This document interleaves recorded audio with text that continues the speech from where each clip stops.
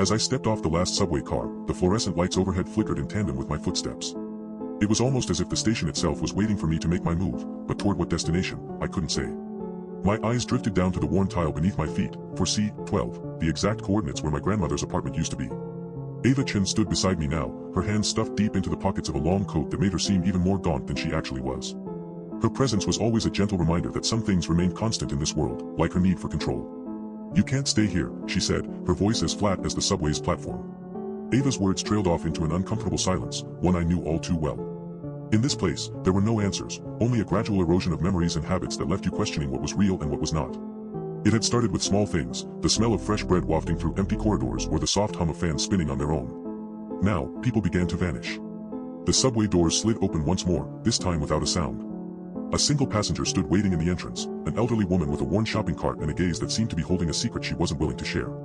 Her eyes locked onto mine for what felt like an eternity before her head turned away, towards something only she could see. I glanced at Ava, who was watching me with an unyielding expression.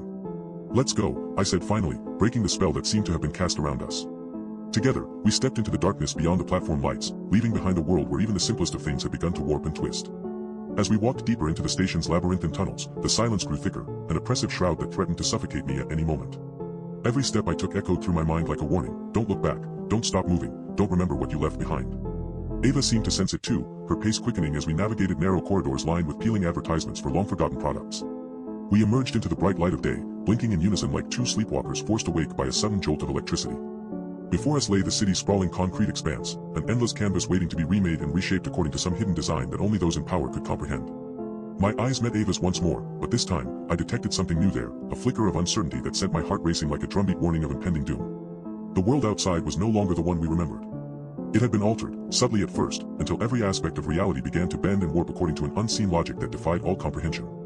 And it was here, in this twisted new world, where our journey would take its next terrible step forward.